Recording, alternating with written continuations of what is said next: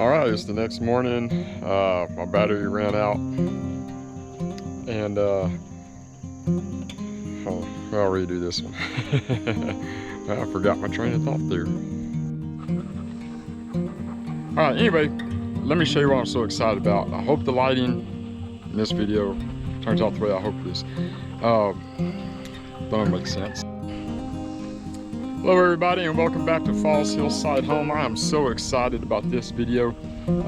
Can't wait to share with you what I've got. This is that thing I've been talking about. I'll show you in this video, hopefully.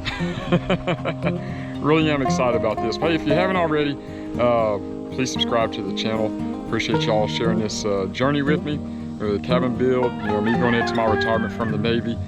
Hit the like button, like the video, leave me a nice comment down below. And let me show you what we got going on here.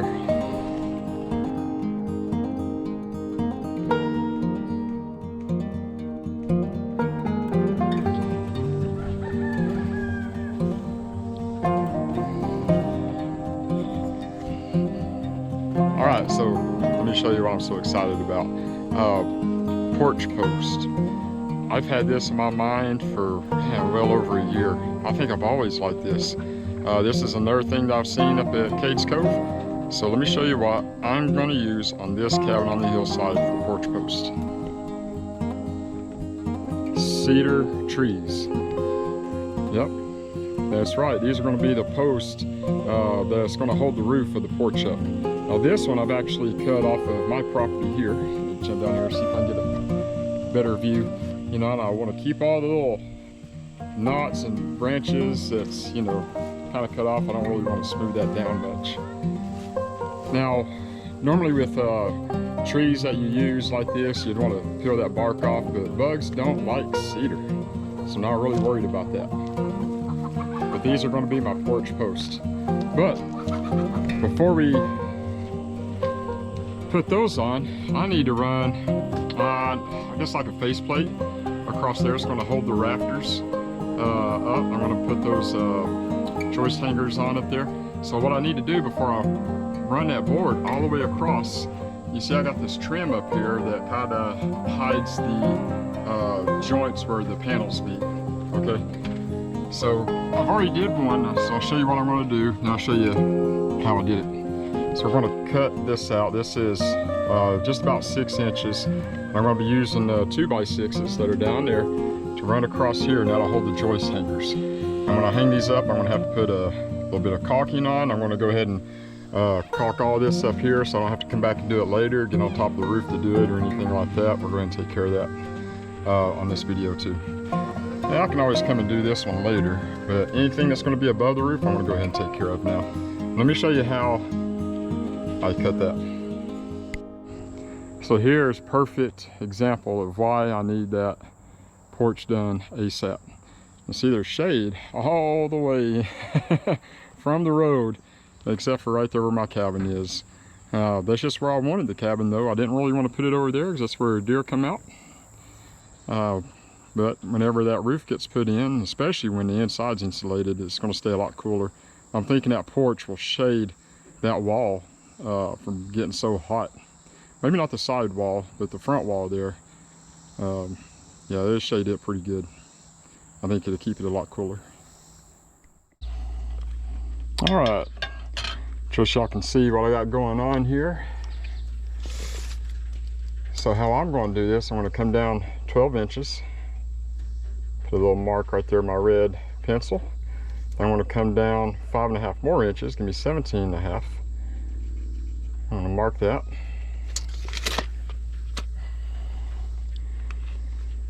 I'm going to take my square here. Make sure to mark this square. Level all the way across. Then I'm going to find that mark. Do the same up here. I'm going to need to put another nail up here to keep this in, so it's not just swinging around. There's only one more nail up here and a nail here. So I don't need to put another nail down here. Just try not to hit that with the saw. Put one there and I can cut that little section out.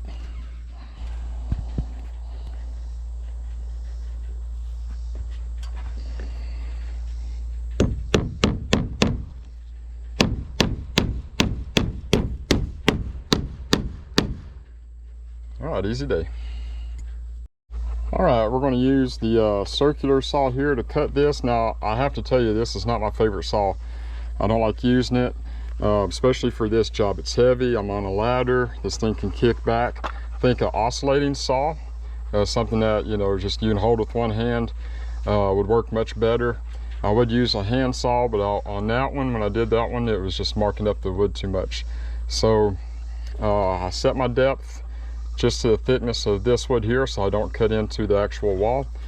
And but I just gotta tell you, if you're going to do this, I would recommend getting that oscillating saw, because this is not the safest way to do that. I just didn't want to pay another 120 bucks for another tool today. So I spent a lot on the lumber for the rafters and run around with what I got.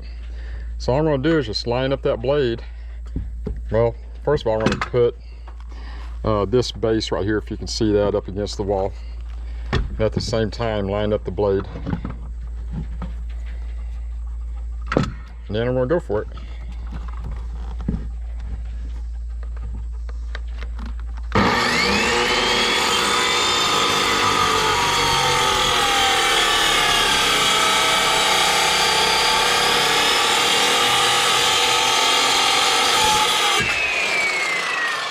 All right, I set it just a little shallow because I didn't want to cut into the wall.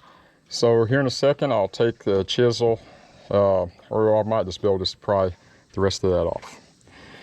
So let's make this other cut here. Again, trying not to hit that nail. If not, it's not a big deal. It's a thin nail, it's not going to hurt much.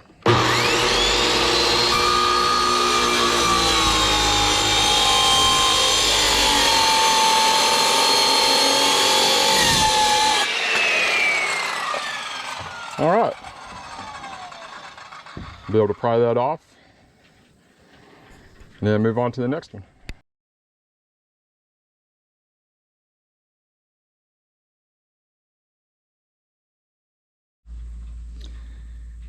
All right, I'm going to go ahead and knock out the rest of those notches, and then we'll catch back up when I'm ready to move on to the next part.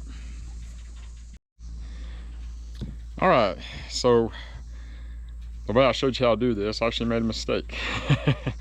And here's the reason why. Because all of my boards that I'm measuring off of aren't even across, and I'll show you that. It's easy to see when you're looking at the panels. You can see where I've cut that board, right? If we go to the top, that one's a little bit lower than this one right here. All right, now pay attention to the panel. See how much higher the one on the left is compared to the one on the right? So by measuring from those boards, I'm not getting a level cutting area going all the way across, if that makes sense. So what I've had to do, you see my yellow line there, I stretched the line all the way across, and now I'm gonna have to go back and mark my red lines where that yellow string is, okay? So the way I was able to get that level, I hope you can see that there. Yeah, right there. That is a line level. You put that on your line, on your string, and that'll show you if your string is level or not. Now I had to make a few adjustments, you know, holding that line up with nails, and so I had to adjust, well actually I adjusted this side down here, raised it up probably about an inch to make sure that that was level. So now I'm going to go and mark all the way across there, and you see I'm going to have to cut this one again, right there where the nail's at. I'm going to have to cut that one, put another nail in to hold that in, and I'm going to have to do the same thing for that upper line. So I'm going to have to restring up at the top, you know, so I can get, so when I lay those 2x6s out, 2x6 will be level all the way across. Hope that makes sense. If it doesn't, you got questions, please leave them down below in the comments. All right, so that did set me back just you know, a few minutes, but I'm going to knock that out real quick. I'm going to mark those lines. I'm going to run the string for that upper line. I'm going to cut everything, and then we'll move on. All right, so I got the notches knocked out of that trim, and you see behind me I got one part of the faceplate on. It's working out pretty well. ran an 8-foot piece. I'm going to run another 8-foot piece in between these two sections, and hopefully I can find one more for the last one there. Just taking it slow, since you know I'm by myself and everything. But what I'm doing is just finding, you know, what works out of these scrap pieces that were given to me. Well, not really scrap, but used wood nonetheless. And so here, I'll show you, I'm about to make a cut. I've measured my 8 feet and a 1/4 inch. So it's going to take me on half that stud, so I can have a good place to screw it into. I am using deck screws. Make sure it stays tight up there. And so that's what I'll do next. Hey there, Gear. So that's what I'll do next. I'll cut that piece and we'll throw it up there. I'll show you how to do that.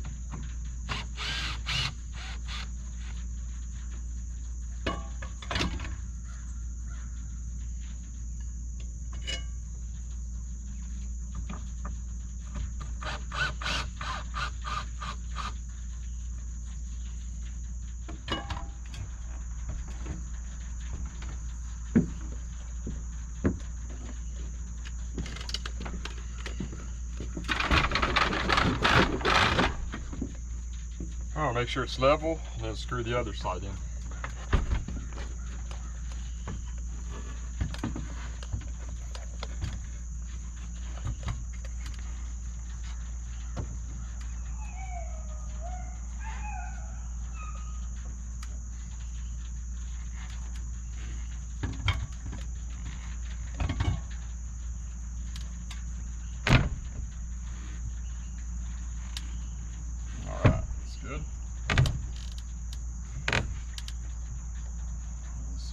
There.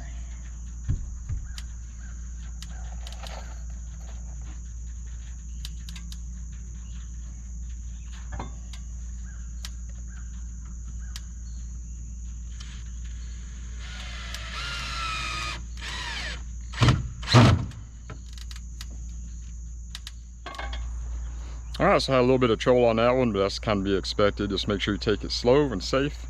Not that doing this on your own is really that safe. I got my phone, you know, close by, so I can call, and I got a friend coming up later on. But yeah, so what I'm doing here as well, I didn't mention that earlier, but I'm also finding the studs and trying to screw those in every 16 inches. And on center, I'll make sure it has a lot of support. So to show you from down here what I'm doing up there, I'm just finding these little sinker nails where I nailed this into the studs when I put the panels up. I'm just following that up, and so you'll see up there, that's where I'll go back and put some screws up there as well. So make sure have plenty of support.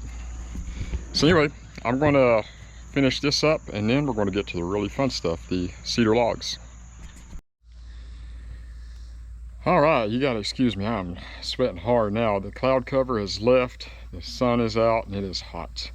It was a lot nicer earlier. Anyway, so I got the entire plate on, so I can get out of the sun here. Real tricky to shoot video this time of day, but I got the plate on. It's gonna hold the rafters, and that's where I'll hang the joist hangers.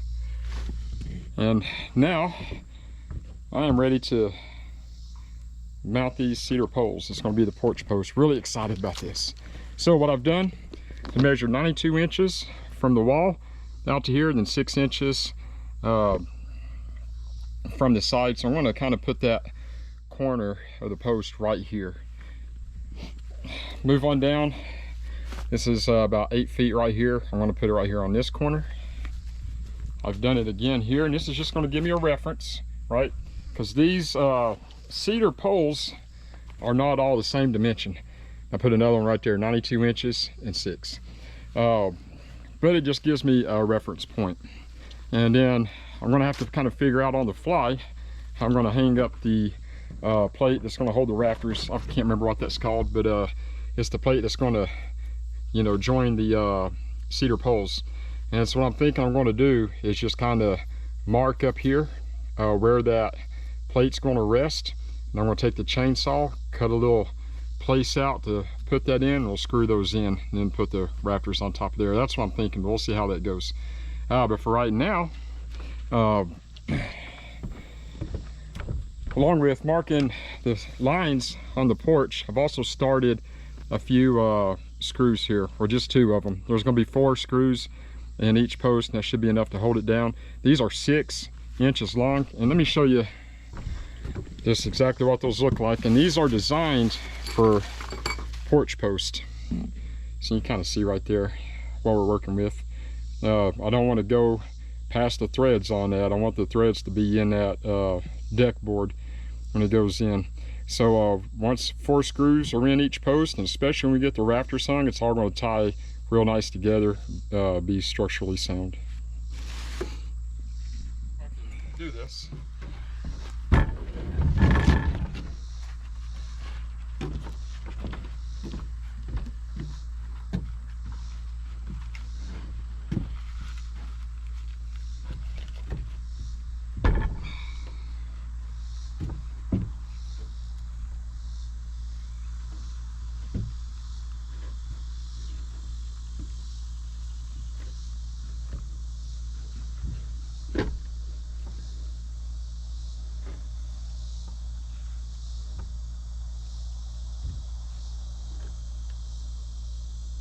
That looks really close to where I want to be. Now, it's not going to stand up on its own, but pretty confident I can hold this up well enough to fasten these bolts in.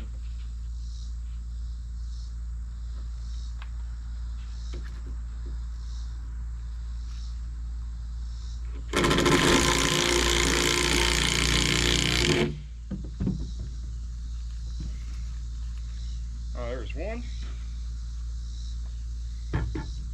It did turn on me just a little bit. Oh, that's not good.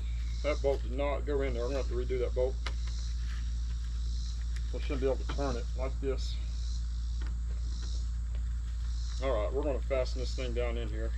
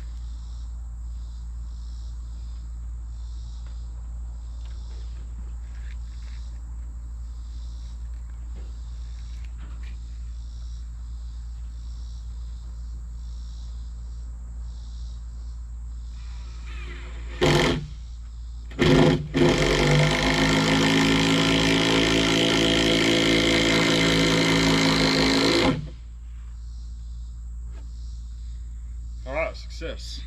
I'm going to grab 2 more bolts real quick so that thing don't fall. But man, how exciting is that?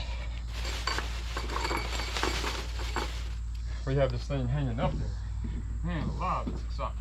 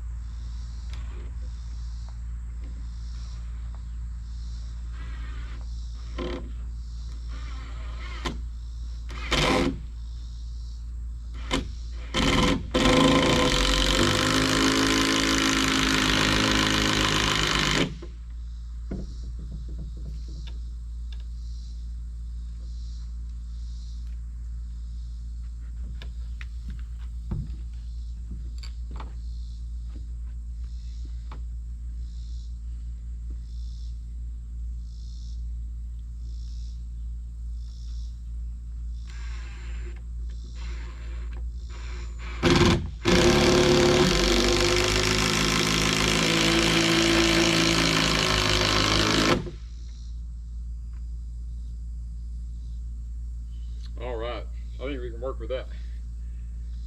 That's really exciting. I'll tighten up these ends a little bit.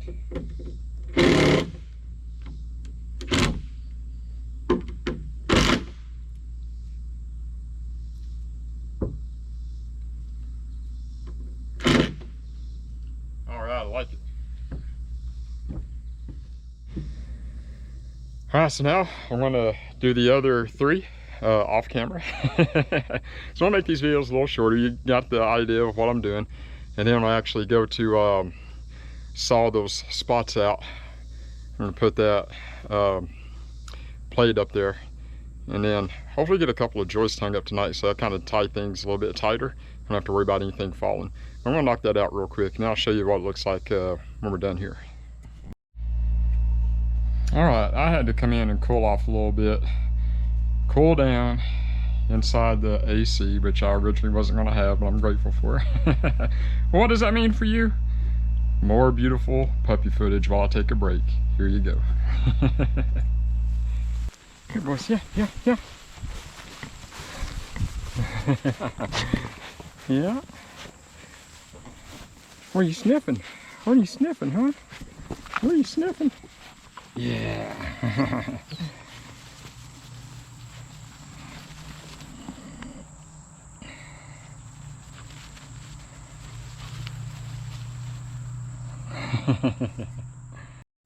Now this was the pup's idea.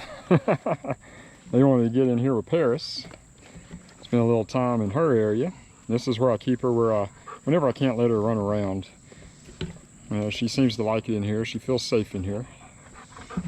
But I let her run around free as much as I can. She likes to go down to one of the creeks that's in the area.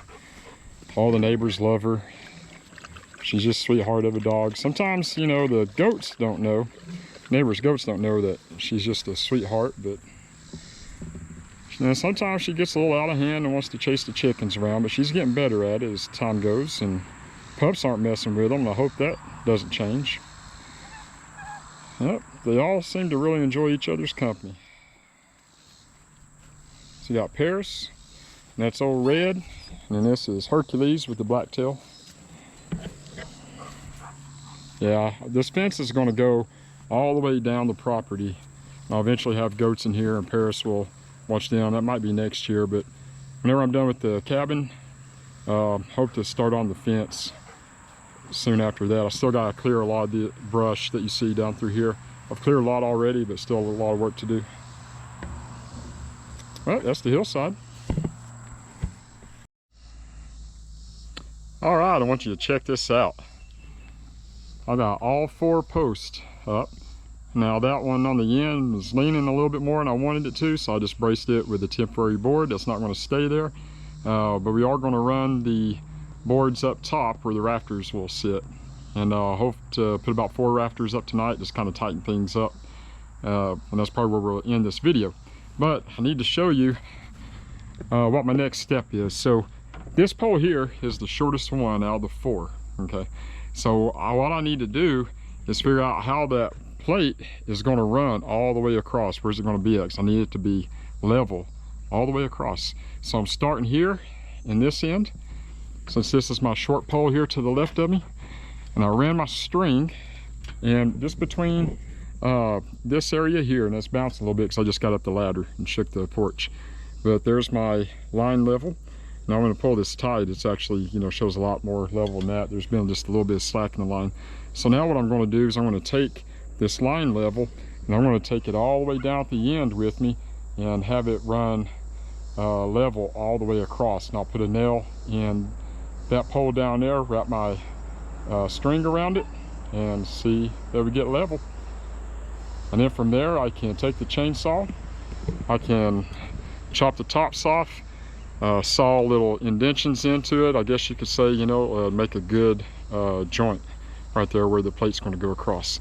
So what I have to do is cut out, you know, this area where 2x6 can lay in there real nice and tight, screw those in. I got 3-inch deck screws for the 2x6 plate, and I think those will hold very well. I'll probably put 3 or 4 in each pole.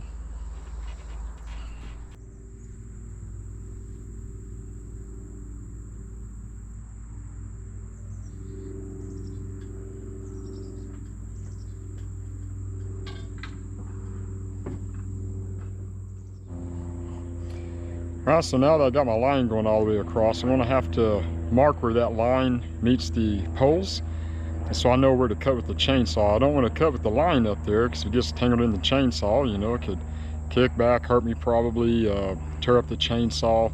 And actually, that's how chaps are made. It's got these lines in it. I don't know if it's the same stuff, but anyway, it jams up your chainsaw, you know, if it hits the chaps. But that's what I'm going to do. I'm going to mark them with a knife or something. If I had a paint pen, that would probably work. But something where I could see to guide my chainsaw cuts. Then I'm going to have to run the line again 6 inches down from where I cut, and that's going to be where I place the 2x6s for the faceplate. I think the best thing to do is going to be able to mark it with my hatchet. Let's try that. Pencil didn't work.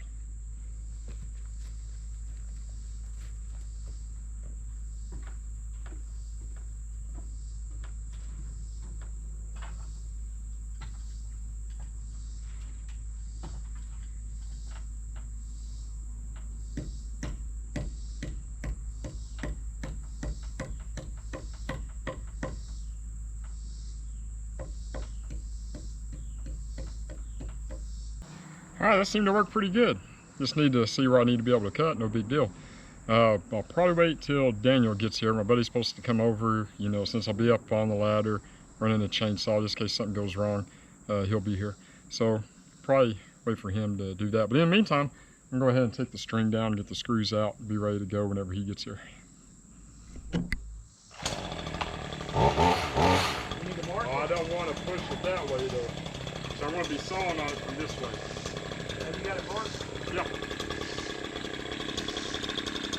It's hard to get those straight. I don't need it too straight.